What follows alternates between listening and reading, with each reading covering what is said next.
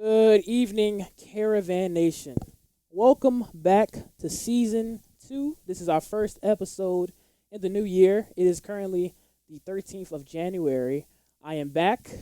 I am refreshed. I have a very, very, very special guest today. He is not new. He is pretty kind of new to Mount Carmel, but he is not new to teaching. He's not new to Catholic education. He's been doing this for 10 years. That's a great accomplishment, by the way. We're going to talk about that. He is a part of our speech. He's a part of our drama. He is ahead of our drama, speech, our music classes, our music department, performing arts. He does a lot. He's a documentary. He has a documentary coming out soon, hopefully. He does a lot. He's all over the place. I don't know. But we got Mr. Perlberg. Mr. Perlberg, how you doing? Aaron, it's great to be here, man. Thanks. Nice to see you again. Nice to see you. My first guest for season 2. Mr. Bax, I got to thank him. He was the guy who gave me the idea of you. Oh, no kidding. I heard that interview. Did a great job, man. Yes. He's actually the reason we have the whole podcast. Is Mr. Bax? He gave us the idea. No kidding. So yeah. So let's get right into it. Let's see what we're gonna talk about first. I don't know. You do a lot. Let's talk about drama. We got our auditions this Thursday. Yeah, Spring Play's auditioning this Thursday. It's a really exciting part of the process because, it's all in front of the guys, and they are pretty psyched up about the stories and possibilities of stepping into some of these characters. So audition day is really fun. Everyone does it in front of everybody, and they're not auditioning for a specific role or anything. They just have a set of monologues they get to pick from and rehearse, and then, it's like a club meeting. It's not really the stressful audition-y type thing. We all sit around and are just having a good time watching each other perform, and what we're really looking for in the auditions is not maybe raw talent, but how well do you take direction? If we say, all right, good, try that thing again, how well can they adapt on the fly, and how flexible are they as performers? So I really like auditioning. Yeah. Probably because I don't have to do it. Right, Also, so that makes it easier. But you're the cut guy. That's right, exactly. But no, auditions are this Thursday. It's going to be really exciting, and then we'll cast the play on Friday, and we'll all sit down and do a table read with the full cast on next Monday, a week from today, and that really kicks off the rehearsal process. So I'm very excited. It's a fun part of the process in the season, and it's only gets more exhausting. I know, right? Yeah. You've been doing table reads before this, right? Well, that's kind of how our drama department works in the first part of the year. Okay. Is it's a once a week meeting. Right this year, it's been on Mondays, and the guys come from whatever sport or after school activity they do, and every Monday we just hang out. If guys bring snacks, that's cool. And every Monday we pass out a new script, and we just draw parts from a hat. I know you've sat in on a couple of them. Yeah. And that's the fun part, because maybe one day a freshman comes in, and for Act 1 or Act 2 of any kind of play, he gets to play a lead role when he might not expect to do that for the actual production. And by the time the term is over, guys who've been coming consistently have gotten exposed to 6, 7, 8, 9, 10, 12 different plays, many of which they may have never heard before. Right. So different styles, different stories. I have a lot of fun with that because it's all the fun of drama without any of the intense pressure of oh no, we got opening night coming up. Exactly. So I really like the read through part. Sometimes teachers come in and we'll pick up a role, and everyone always loves it when Mr. Baffo comes in and picks a role and just owns it. Yeah. So I'm actually going to miss that part of the season because it's the fun part. It's really the fun part. There's no doubt about it. Yeah.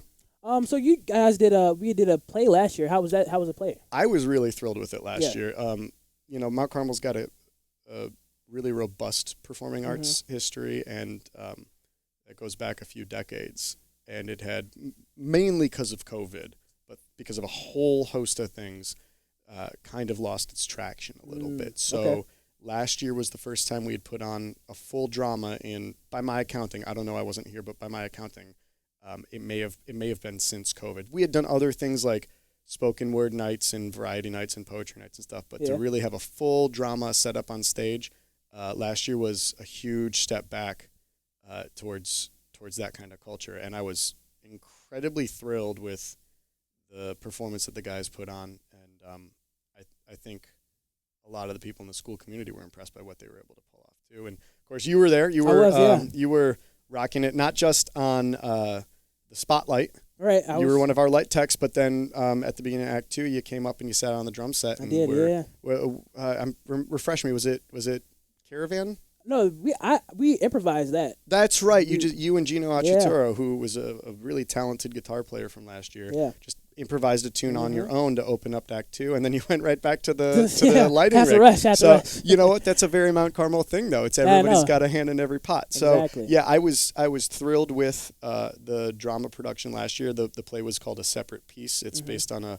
novel of the same name by John Knowles, the author, and it was about boys at an all boys school, and so it was a really easy story to tell here because the characters we were playing were kind of reflections of us, and that's always nice when teenagers can play roles that are their age. This year we're going to be playing roles that are we'll have kids playing adult characters, but they're going to do a fine job with that. But last year I think was a really fun way to bring the drama culture back to expecting, a full-fledged production.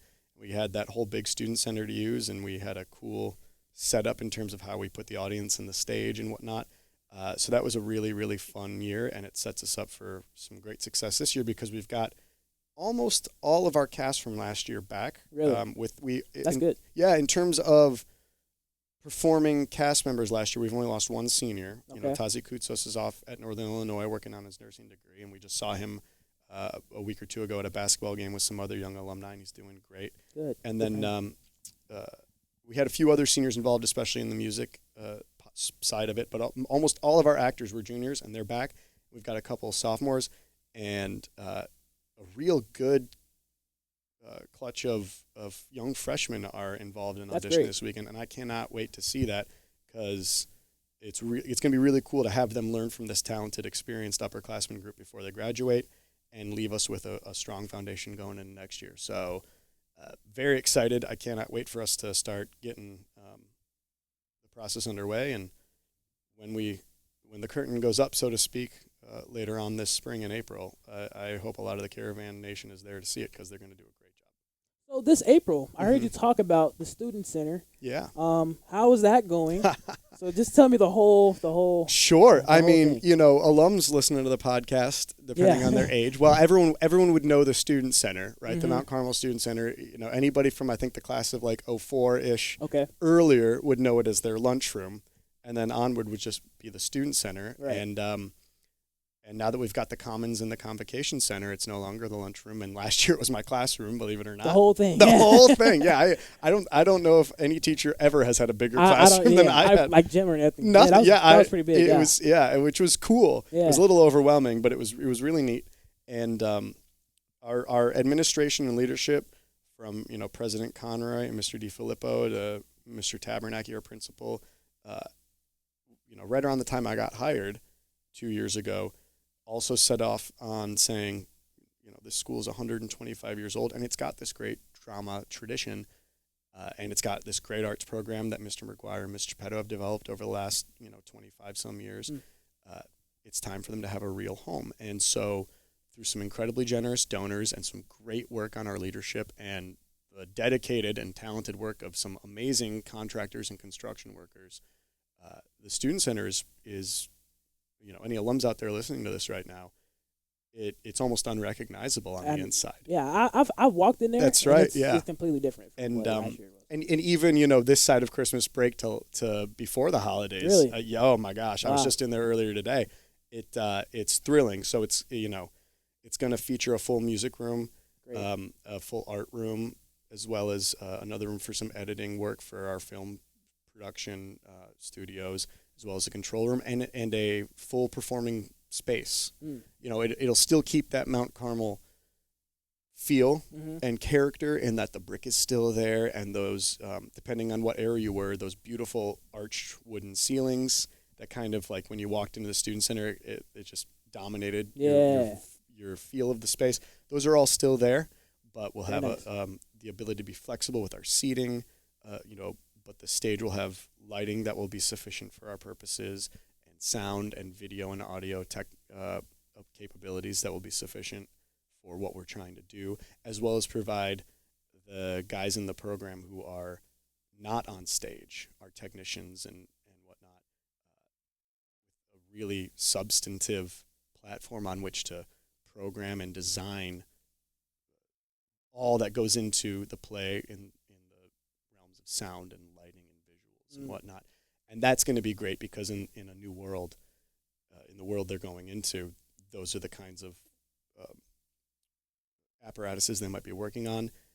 And gosh, you know, for as much as the creative juices got to be worked for the actors on stage and those muscles have to be flexed, the amount of creativity that goes into what kind of lighting does this scene need and how's this transition going to work and whatnot is just as poignant. And the guys who were involved in that last year did a great job too. You know, Great. James McCormick, who's a senior this year, was running this massive light Yeah, board. it was. And right next to him, we had Aubrey Trotter, Right, exactly. who had an even bigger soundboard. And then we had 2 spotlights on either end of the student center. And the communication and the maturity needed to pull that off is just as intense as the guys on stage who have to hit their marks and their cues and remember their lines and all that kind of stuff. So it is tons of credit should go to the leadership of Mount Carmel and to our alumni base and donors who not only have made this happen, but made it happen fast and well. And alumni should make it a point, if they haven't been back to campus in a few years, to find a time to get back here. Hopefully, maybe for the spring play, but for anything, because they should see what the young men of Carmel are about to have at their disposal in terms of learning music and performance and arts in that new student center. And it's going to be a community center as well. There'll be gatherings and guest speakers and all that kind of stuff in that space. But my gosh, I mean, I'm just, sometimes now that it's really getting close, I find myself, like, if I have an extra 5 minutes on an off period, trying to run down the stairs and see if the door's unlocked and poke my head in there. And it's just going to be fantastic. And they are zeroing in on completion date, which is really, really exciting.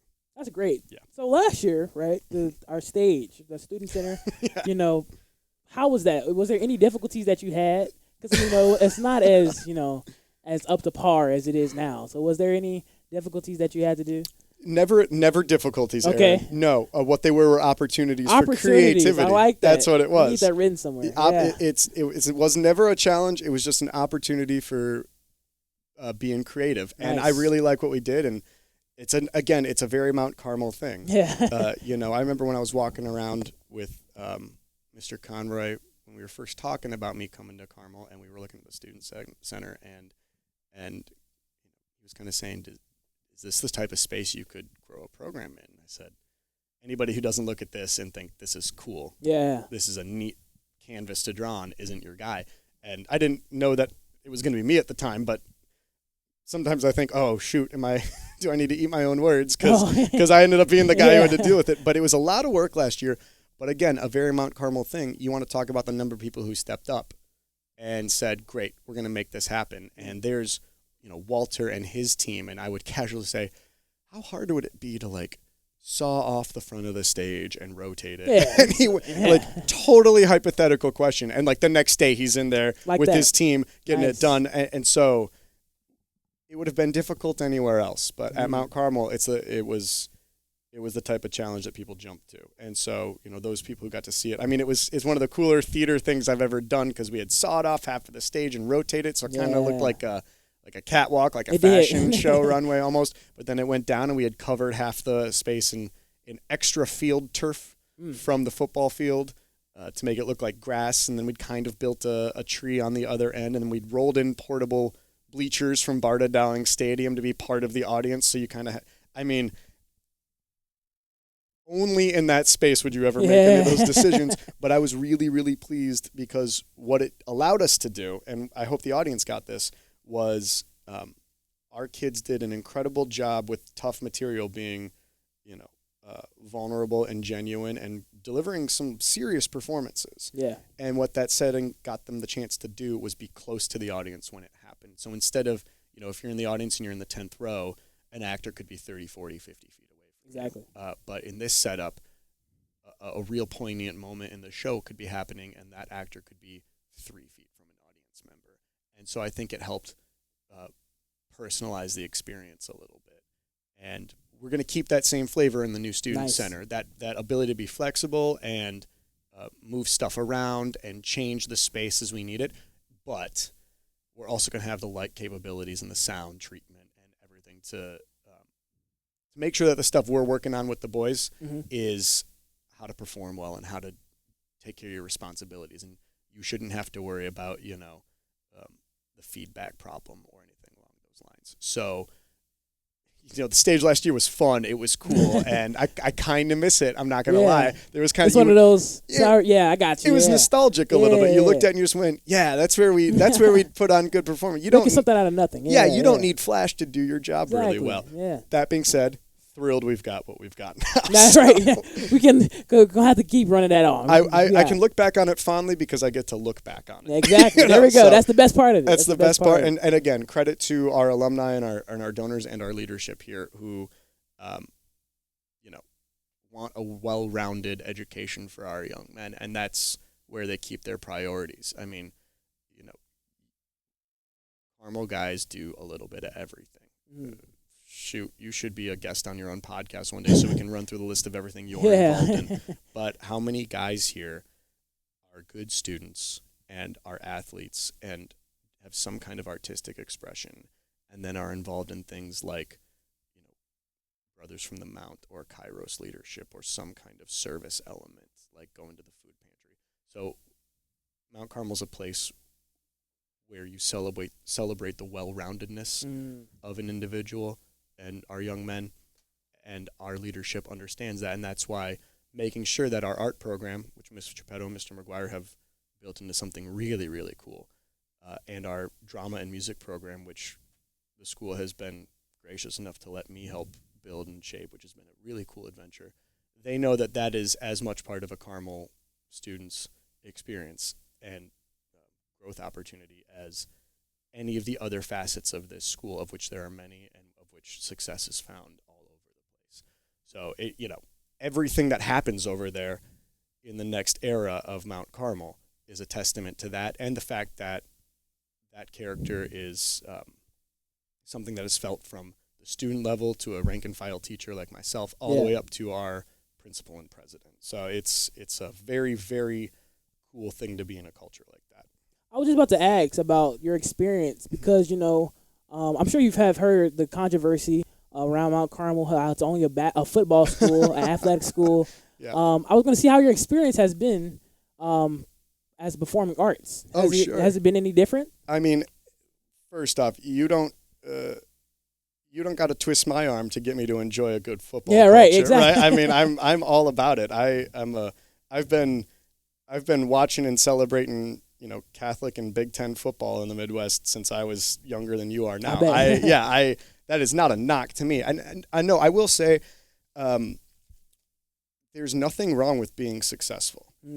And because some of our programs are very, very successful, is never something we'll apologize for. I like that. Ever. And similarly, so we'll get to the performing arts in a second, but if a young man has something that gets him to school and that he is passionate about and he can learn how to work hard at, work with others at, succeed and fail and be held accountable and have to manage his own schedule and know what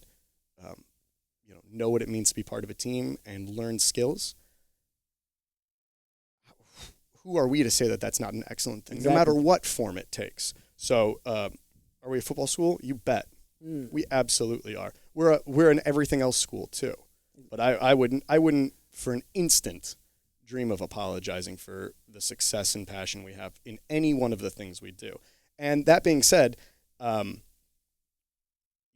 if we were what people like to claim we were, quote unquote, a football school or a school that only cares about athletics, then I wouldn't have coaches walking up to me all the time going, "Hey man, how's that spring play coming?" Right? Can't wait to have a band come to the basketball game, as Coach Seagrove says. We're a few iterations away from that, but that just means that we get a place that already loves itself to build another excellent thing. If there's one thing about a place like Mount Carmel, it's that they don't care what we're good at. People who love this place don't care what we're good at. They just want anything that has brown and white on it to be good. I like that. And everybody is on board with that. As long as you're successful while wearing our colors, then That's all we need from you. Anything is possible. Anything. I like Absolutely anything. And there's not a single teacher here or coach or administrator that doesn't believe that to their core, or they wouldn't be here. So how do I like building an arts and performing program in a place that also is full of a bunch of energetic, athletics type guys, scholar type guys? It's awesome because the things that make us good at those are going to help build a really, really cool program in drama as well as in music. And that's a hugely important part of a young man's education. And I love doing it at a place like this. This is the neatest opportunity I think I've had in my career. Really? Oh yeah. These 2 years. And what's coming after them? I mean, the chance to build from scratch at a place that already has a ton of tradition, and a ton of culture and a ton of spirit, and people who care about it. Yeah. That's cool. Usually, when you get the chance to do what I'm doing right now, it's at a place where everything is new. A school that just opened, or a place that's down on its luck. We're none of those things. We have 125 years of brotherhood and tradition and excellence, and we have this neat blank slate to build something brand new. Every year, yeah. Yeah, well, and just program-wide, too. Yeah. So we get to rewrite the rules a little bit. We get to take what has worked out well other places and then invent on our own as well. And our administration is super supportive of that. And it's a tough challenge. I'm tired a lot, but gosh, you might get one chance like this ever in your career to have a setup like the one we've got at Carmel right now. And I'm just sometimes overwhelmed by the number of possibilities out there, but at a place like this, that's the type of place to do it. And pick a coach here, they're all supportive. Pick a teacher here, they all think it's awesome. Yeah. Nobody here wants anything but excellence from what we're going to be doing, and that's what we intend on delivering for sure. Very nice. That was great. That was wonderful. I've never heard anyone tell me about. Every time I hear something about football, being a football school, I've always said, "Oh no, we're not school football." That's great. That was wonderful. And I'm glad you cleared that up. And we're a bunch of other things too. Exactly. Right. I mean, and arts, and I would never think of insulting a young man who's talented at something like football. Exactly. By telling him it's not something he should be proud of in his school experience. If there was a school where band was a dominant thing, and there are schools like that all over the place, no one would ever think of it as an insult to call that school a band school. Exactly. But those are just kids doing something they're passionate about and working hard and using it to tie themselves to their school community. So whatever form that takes is something to be celebrated. And, I've had the cool experience this year of getting to know the football program a lot more closely than I did before. And it's only doubled down my commitment to that idea. Because I'm really fortunate that I got to work with those guys this year, because look how many other good Carmel guys I got to know and work with this year on their turf, so to speak. Yeah. And that has just helped me become a more ingrained member of this community, and that look how many guys I can walk down the hall and know now. And there's respect because we know we each want to work hard for each other. And so they might say, oh, gosh, music's never something I'd thought of before. I don't know much about it. But I know that guy will work hard for us. And so maybe what he's doing on his wing of the building is legit too. That's a huge part of it as well. So, yeah, I never apologize for that. Football just culturally, not just at MC, but in the world, happens to be, the big thing. So if you're good at that, that's what everyone thinks you're good at. And God knows we are. And Coach Lynch is an awesome guy to have around and to work for. And I'm really glad I got to be even a little part of his program this year. But they do their job well and they care about their students. But that happens in so many other places at this school. I mean, you could call us a robotics school. Yeah, you could. And Mr. Collier absolutely brings that same commitment to excellence. You could call us a service school. And, Mr. Stimler and the campus ministry team absolutely bring that same commitment to excellence. And so if those are the things that bring a kid to school in the morning and help him feel like a part of a community, then yes, that's what we are. And if for any particular kid it's football, then we're a football school. For some of my guys, I'm hoping they're starting to say it's music or drama, and that means we're a music and drama school. Yeah. And for some kids it might be algebra. Definitely not for me. But that's part of why going to a school like Mount Carmel is a very special thing. Is that attitude, is whatever you bring to the table, as long as you're trying to be an excellent guy, then that's what makes you one of our guys. Wonderful. So I heard you talk about students coming to school and that drive, that passion, that wakes them up, that builds them. Yeah. You're an adult, right? Sure. So what wakes you up? I don't know if it's just the paycheck, the paycheck that pays you. I'll tell you what, it goes a long way. Yeah, I know, right? it pays the bills, right? Sure does. Yeah. But what wakes you up in that morning to come to Mount Carmel? One of the things I really like and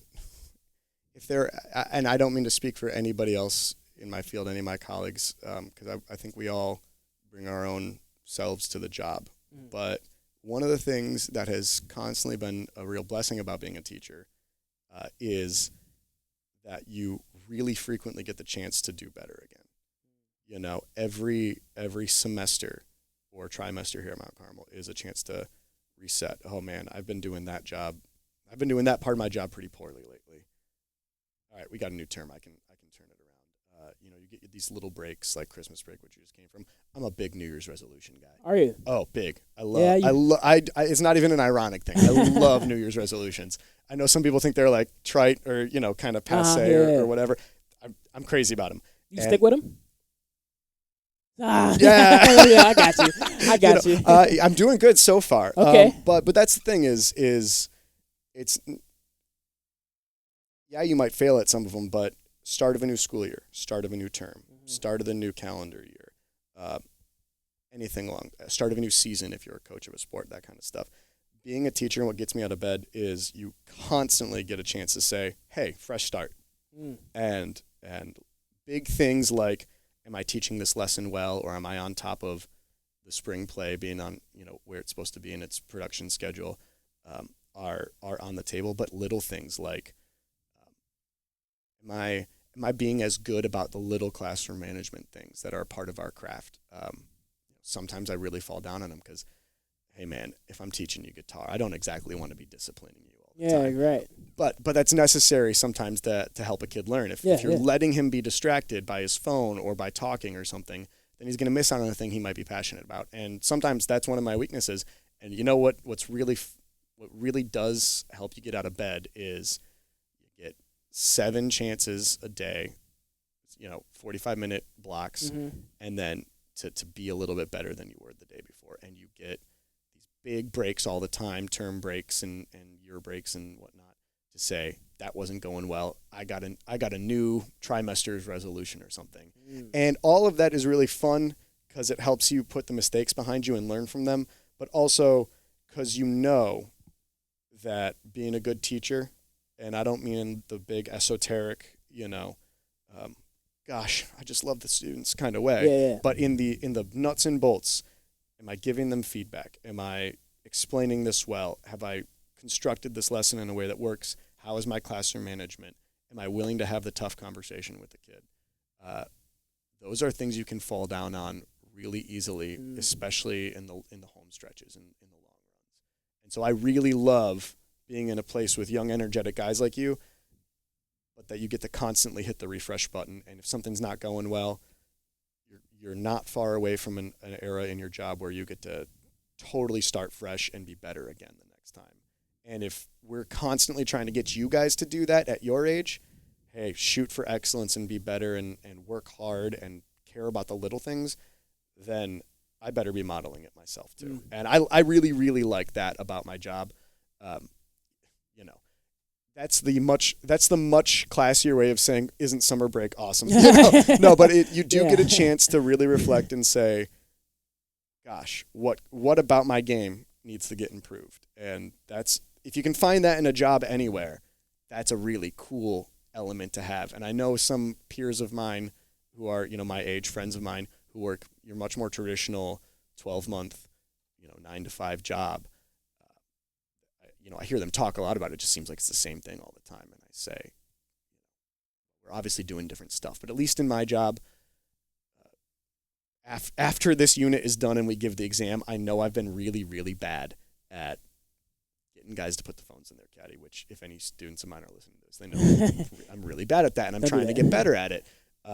and we can start fresh again. And that's always fun because matching the energy of a teenager and that optimism and that excitement and that fun and that ability to start anew is a cool environment to be in every day at work. So that definitely helps, and Mount Carmel's a really cool place to do it at. Yeah, I was just about to. You're making this hard for me. I'm not gonna lie, Mr. P. It's a lot of things I can go to. Happy to help, Aaron. But let's see. You talked about teenagers, right? Yeah. So you work at an all boys Mm-hmm. Catholic, athletic, RT. You work at this type of environment. Has that affected you as a teacher a little bit? I don't know. It's hard to say. I grew up in this environment. I didn't go to Mount Carmel myself, but I did go to an all boys Catholic school. Okay. And 8 of my 10 years in the classroom so far have been in an all boys Catholic high school, and the other 2 were themselves in a co-ed Catholic grade school. So hard to compare it to a lot. I know I really believe in this kind of place, and I recognize that it did a lot for me personally, and I think that those 4 years of my life probably would have been wonderful no matter what. You know, I had a great home life and great friends and that kind of stuff. But, when I looked back on my experience and evaluated growing up, I very much think that the things that environment did for me were undeniably a net benefit. And so working in that environment and trying to make sure that institutions like this are poised to do the same thing for a new generation of young men is probably why when I got to college I think teaching is what I want to focus on. I mean very much so. I don't know if that was the angle you were looking for there, but No, I was about to go into. Was this what you wanted to do when you were a child? Not when I was a child. When I was a teenager, I started to get an inkling just because of how positive an experience I was having.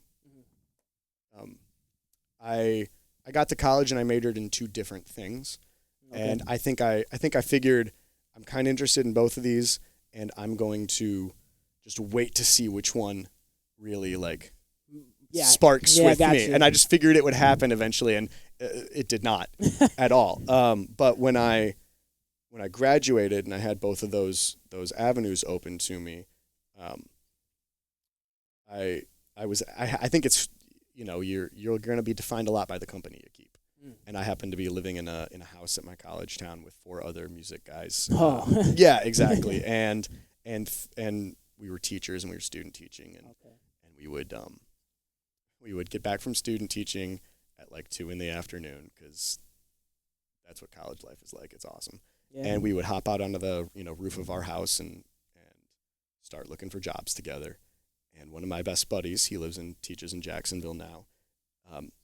He slid his laptop on the roof of our house over to me because college is weird like that. Okay. We were not at all being careful with our belongings or anything. But he slid over to me and said, "None of us are Catholic, but you might like this one." And it was a job posting, and that was a Tuesday afternoon, and about an hour after I sent it in, I get a call from Brendan Conroy. Wow. And that was, that was a Tuesday. By Friday afternoon, I had accepted a job. Wow. And I could have gone in a couple different directions upon leaving college, and even for several years after college, thought about doing that. But I think the profoundness of what we do at a school like this when we do it well is really, really hard to walk away from.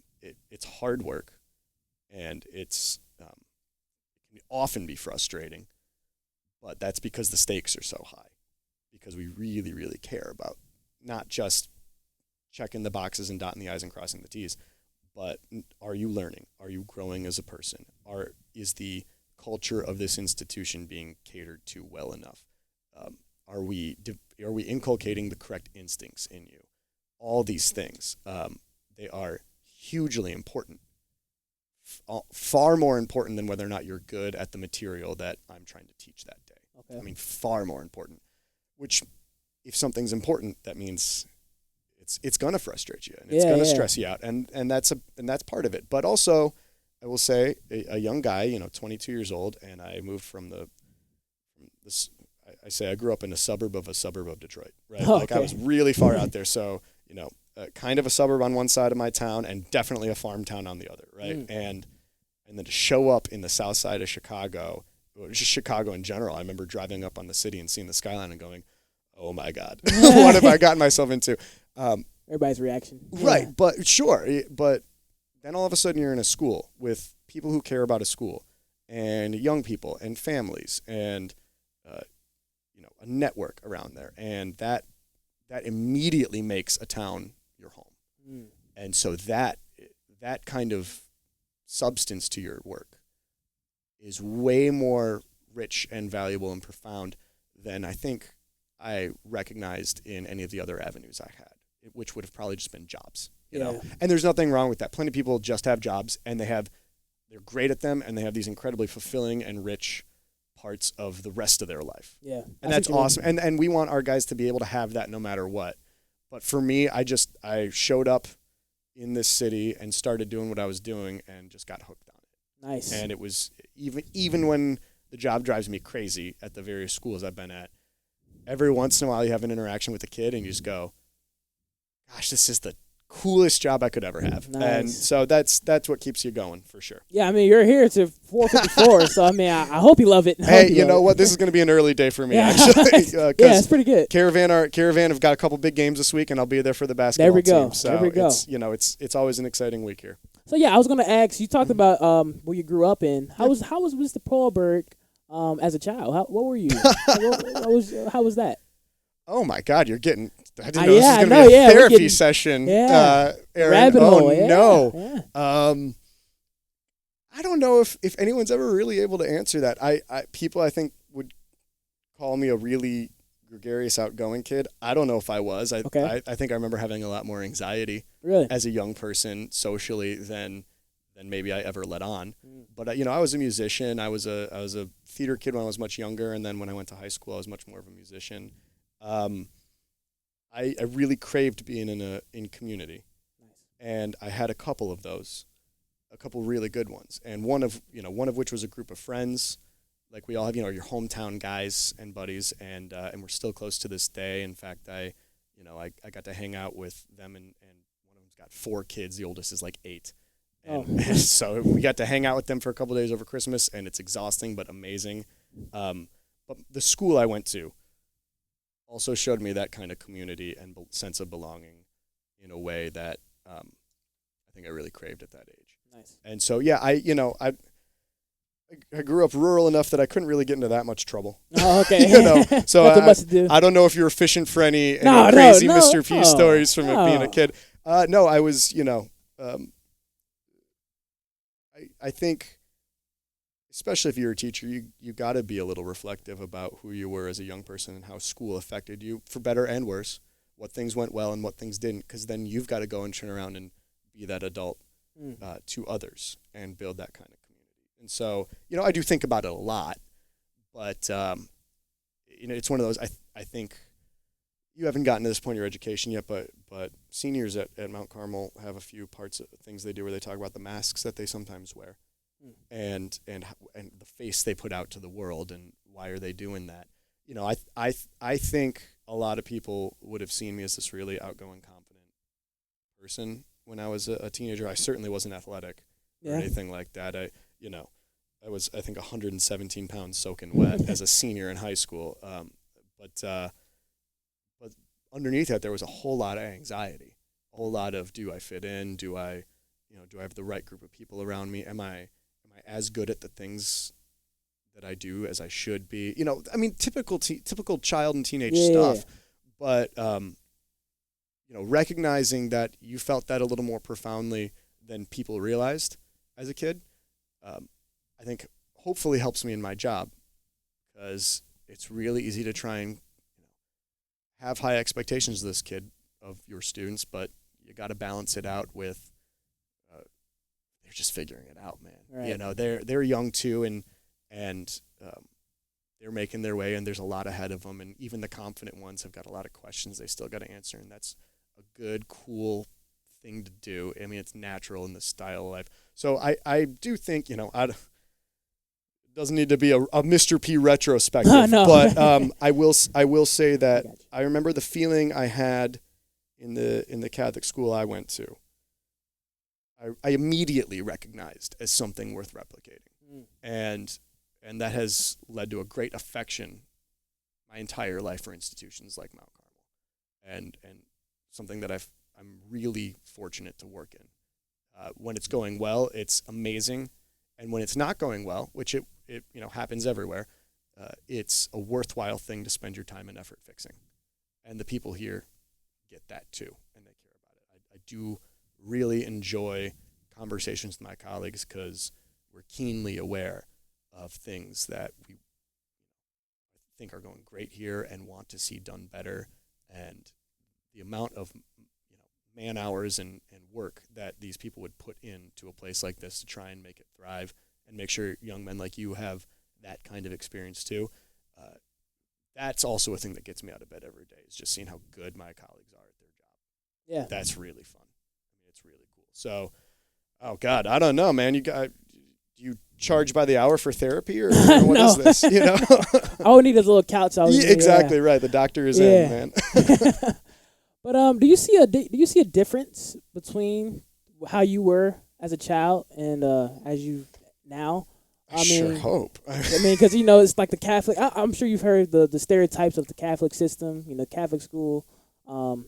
Technology is now a big thing now. Sure. I mean, I guess I'm not sure what you mean by the stereotypes, but there are a lot of them, and people certainly have opinions about the Catholic school system. Yeah. I think it got really easy to start ignoring those opinions when you'd hear them be so wrong. Yeah, exactly. Right. I would be in college, and students or even professors would casually say stuff about the Catholic school system, and you'd just go, I know that guy's got a PhD, but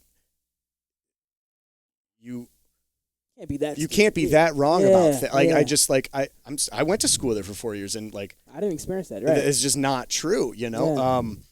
And public schools are amazing, wonderful, hardworking, brilliant places too, right? You can celebrate a Catholic school without denigrating or dunking on other places. What we do is unique to us, and it's special and wonderful. So I don't know. Everyone's got opinions about institutional setup. I think there's a lot of benefits to both styles, just like there's a lot of benefits to co-ed versus single gender, right? As far as, am I different? Was that the question? No, I was thinking is there a major difference between the two, how you were as a student and okay. as you see as a teaching style? Oh, okay. Yeah. My as a student, I was one of those quintessential guys who was always pretty casually good at school. Yeah. I was curious and I guess the types of puzzles school tries to get you to solve, I was naturally kind of good at. And actually, it came back to bite me pretty hard in your senior year and into college because I didn't have the study skills I needed to tackle stuff I couldn't do. Okay. And so as a teacher now, one of the things I think about all the time is, what is it we're trying to do? Yeah. Right? What is the point of you being here for these 4 years? And there are a million answers to that question. But especially as you build a new music program from scratch, not only am I trying to teach them how to play music, and that's great, but for the kid who doesn't necessarily take to it right away, who's not a natural sit down and, I get what he's trying to get me to do, and I'm going to play this, AC/DC song or something like that. There is a huge benefit towards having a program that says, great, let's teach you how to learn now. Nice. Right? There's a huge benefit towards a school system that focuses hard, especially for young men, on soft skills, organization, and discipline and time management. So I structure a lot of my classes to help bolster that, even when it is tough. There is a social scientist out there. His name is Richard Reeves, and he's a few years ago came out with a book called Of Boys and Men. And I spent a lot of time studying that in the last year or two, as well as a book that came about 30 years ago called Catholic Schools and the Common Good. And it was a research team actually up a few blocks from here at UChicago that helped compile it. And for young men, in your stage of life, it seems like there might be a mismatch between where your neurological development is, and specifically in skills like executive functioning and decision making and that kind of stuff.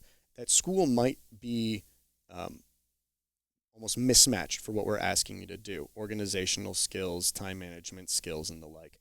And so I think I probably was one of those kids in a lot of ways. I was naturally good enough that I didn't have to worry about the fundamentals. And so as a teacher now, I spend a lot of time thinking about, if I'm organizing this lesson or this assignment or this skill, is it helping build those areas of their habits, but also give them a chance to succeed, right? I mean, if we're recognizing that this might be an inherent weakness, especially for 14, 15-year-old boys, how do we help them build that up while also not setting them up to fail at the same time? I think that is something, that's kind of a academic pie in the sky, esoteric answer to that question, but it has been a huge part of how I've been thinking in the last couple of years, especially because, and I think this is absolutely a good thing, there's been a lot of talk lately about what does a successful school experience look like. Does it mean you're going to like an Ivy League or Big Ten or liberal arts college? It sure can, but when we talk about being good men and raising good families and making an honest living, there is just as much opportunity to be a successful person in those fields, working in any other field or not going to college as well, right? Do I need a music student of mine to go on to, the Berklee School of Music or Northwestern's music school and play symphonies? That'd be cool. Right. It's not a bad thing. I went to a Big Ten university music school, and it was thrilling and wonderful and really cool. But also, I want the kid who's never going to do music professionally to know how to come home and maybe improvise on his instrument a little bit and use that as a form of expression or a way to unwind or a way to explore, his emotional, tableau that day. That's important too. It's really, really hard to make that look like as much of a success as it is, because it doesn't come with the Harvard logo on it or I like that. Scholarship money or big paycheck eventually, big right? Name to it. Yeah. But the heart of Catholic schools in this country, especially in this part of this country, going back over a century now, it was not to pump out Ivy League alumni. It was not, to have a bunch of state senators in your Rolodex one day. A lot of that ended up happening because they were good at what they did.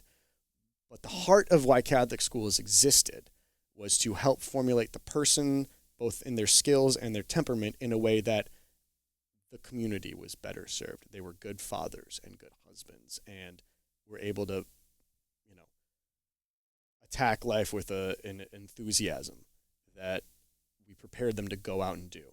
And maybe that means sacrificing a little bit of the quote unquote, prestige factor a little bit. Hopefully it still happens. Yeah. Hopefully championships are still there. Hopefully great performances still happen. But having to kind of check your priorities there has been a huge part of I think, comparing my early years, my childhood, to what I want from the job now. It is, if I have a kid who goes to Northwestern Music and is playing in a symphony professionally, or goes on to make a lot of money being a popular musician or something like that, that's amazing. If I have a kid who graduates Mount Carmel and finds a good, awesome paying, honest job in the trades, and then is like playing with his buddies in the garage on the weekends and uses that as a way to maintain friendships or get their kid one day passionate about something or be involved in the community, that is as much of a success. I like that. It's just way harder to measure and demonstrate. So especially in this society too. Yeah. Very, very much so. Now it's been something that I found is working over the last 10 years. There are alums, there are former students of mine who are doing both, and so it's a model that I'm very comfortable continuing to fight for. But yeah, it's it takes a lot of confidence in what your philosophy is. And I think Carmel's really good at being confident in itself. Nice. Yeah. Very nice. Very nice. Well, Mr. P, we've been here for a minute. I'm not going to lie. We might have to do a part 2 with you. I'm not going to lie. Hey, we listen, might have to do a part 2. I'm always happy to talk Catholic schools and Mount Carmel, man. It's fun, and it's an exciting week here for us on 64th and Dante. This is wonderful. Yeah. So I'm trying to see what I want to do. I'm trying to see if I want to get one more. Yeah, let's talk about one more thing. All right, fire away. Let's talk about speech. Oh, yeah. I know, I just went straight. Left turn, man. I know, right? Yeah. New rail. Mm-hmm. So speech, right? Yeah. How is that going? It's good. I mean, I never really had any experience with it at all. It turned out it's this big thing. Last year I first got hired, and a kid who's a senior now, Aiden Correa, I'm walking through the halls one day, and he pretty much puts his hand on my chest and pushes me into the wall like a schoolyard bully and says, "Hey, you're a new speech coach, right?" And I went, "Who are you?" So really, I mean, it's, speech is an activity where guys prepare a performance, whether it's poetry or a speech they've written or reciting a speech someone else has done. It's kind of like a track meet for theater nerds. You all show up on Saturday, and there's 14 different events, and you compete in one or two of them, and then you see who makes it to the finals and stuff like that. And I would like to say I'm the speech coach. I'm really not. The seniors are the guys who juniors last year, but they're passionate about it. They love it. And it is, again, a testament to their initiative that they went and said, you're the adult that has to sign the paper now and come to the thing. It's really fun to watch them work on stuff.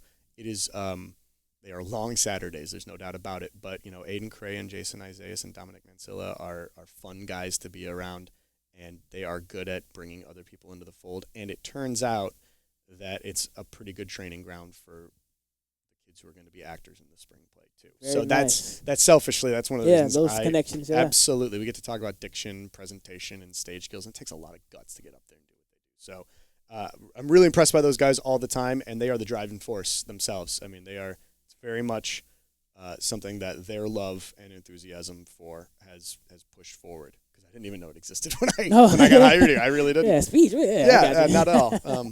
So another great example of just what Mount Carmel kids are like. I mean, they are, if they want something, they'll make it happen. Yeah, I like that. Really you also equipment manager. Yeah. I know I keep going off. Equipment manager, right? Yep. I don't know if you were the next one after Mr. Hansen, Kevin Hansen. Certainly not, because Mr. Hansen, I mean, I don't know if there have been full-time ones. Mr. Hansen passed away, I think, 2012. Okay. So a little over a decade ago. And then from what I can tell, and I should apologize in advance if I get the history wrong or don't give someone their due credit, but people who love, the program and are close to it have just kind of been doing their best to like ad hoc make it happen. And Frankie Lenti, Frank Lenti Jr., who's one of our assistant coaches and a big part of the program, puts in a ton of time and effort to try and keep it floating. And I think they said we need someone who can just focus on that this year. Exactly. Because I'll tell you what, as much as I want Mount Carmel football to be successful as much as anybody, which means that the last thing you want is me teaching a kid how to play football. So since I know nothing about football or how to do it well, why let me focus on the logistics, right. And anybody who knows anything about playing football well, go focus on teaching the players, right? Like, don't waste your time on this. And so they asked me and I said no, and then they asked me again and I said no. And they asked me a third time, and I said, I think this is happening. So, but you know what? It was a ton of work, and I actually still got to inventory a couple of the jerseys from last year. But there, you and I were spending a lot of time on the sideline and helping get the players outfitted and learn how to repair helmets. So that was interesting. Great. Yeah. But like I said, it's fun to make sure that the kids know that what is important to them is important to you as the teacher, Very right? Nice. And like a guy I worked with in a previous job once said, they don't care about what you know until they know that you care. And, I think it's really important. And one of the things I hope kids understand from all the adults, and I hope they think about this with me, is if it's important to them, it's important to me now. So if your sport is important to you, then you winning tonight is important to me, right? If there's an accomplishment you're trying to achieve and it's important to you, then it's now important to me too. And so if if the football guys can see an adult who is perfectly happy to do some of the grunt work for them and make sure that they're prepared to get out there and cares about them winning just like they do, even though he's the drama guy. Yeah. I hope that teaches a lesson too. And that in the end, I think, is why I went, okay, this is going to be a lot of work, and I'm probably gonna hate myself for saying yes in a couple months, but let's do this. And it was a real treat. It was a lot of fun. You don't regret it. It was a great decision. Yeah, now that the season's over, definitely don't regret it. I think there were a couple Saturday mornings where I was just down here like loading stuff into my car and just going, Why did I say yes? What an idiot am I? But no, writ large, since they're good kids, it's not something that was hard to do. And I've yet to find a group of Mount Carmel guys that weren't pretty good kids. Very nice. Which is again one of those things that gets you out of bed in the morning. That's very nice. That's wonderful. I think it's been an hour. Oh boy, has it really? I think so. It's 5:13. You got to give me like a signal when it's time for me to shut up. No, you're good. This is good. This is good content. Very good content. So I got 2 more questions. I don't know. Rapid fire. Let's go. I don't know if you have heard, but if you were a sandwich. I was a sandwich. If you were a sandwich, what sandwich would you be? You gotta prep people for hard-hitting questions. I always get like this. Okay, there was. I'm always a big fan of like a classic BLT, but there was a restaurant, a mac and cheese joint in my college town, short-lived place, and they would make sandwiches but put them on top of big mac and cheese bowls, and my favorite there was the Cuban. Really? They would put a Cuban sandwich, like all the fixings of it, on top of mac and cheese. And I know that sounds disgusting. I'm about to say, I don't know. I understand completely the horror that must be going through people's heads right now. But it would be the Cubano mac and cheese from Sweet Lorraine's in East Lansing, Michigan. Whatever Mr. P just said, that's the type of sandwich he's going to be. Sadly, Sweet Lorraine's in East Lansing, Michigan, no longer with us. Oh, really? Wow. So consigned to memory, unfortunately. Discontinued, but it's all right, though. Yes. Mr. P's still here to live There you go, right? Yeah.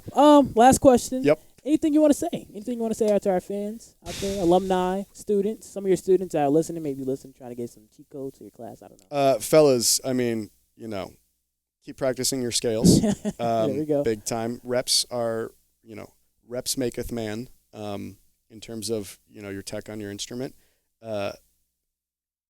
Care about Mount Carmel. Especially you seniors. You don't have a whole lot more time to be doing it. Care about this place. Care about the people around you. Learn how to be a brother, and that's different than being a friend, right? Your friends are the guys you would be friends with no matter what. Your brothers are the guys that you might not naturally become friends with. Learn how to care about them too, because there's a real joy to that. And then big time for everyone out there. Hey, Caravan have a lot of big things coming up this week. Basketball versus Montini tomorrow. Basketball versus DePaul Prep here at 6410 on Friday night. Huge game. Spring play coming up in April. Please keep your eye out for it because we would love to see our guys get a big standing ovation for that. Especially if you're an alum out there. Be cheerleaders for these guys because they're doing something important, not just in the athletic fields or anything like that, but in the classroom and as young men. So, celebrate these young men because they're worth celebrating. Wonderful. I didn't even tell him to say that. That was wonderful. That was great. Except for Aaron here. Yeah. There we go. That was good. That was wonderful. Mr. P, wonderful job. That was great. You made my job very, very easy. What a wonderful way to kick off the year, season 2. We'll be back. Tell me, I need some ideas for some guests, guys. Mr. Bax, I gotta tell Mr. Bax thank you. I need some more of my ideas, guys. Tell me some more ideas. There's plenty out there. I know there's a lot. I know tons. Give me some talkative people. I need some good people, some interesting people. There we go. All right. My name is Aaron Hyler with Mr. P, and that was your first episode of the Built On Dante podcast. Thank you very much. Have a good day.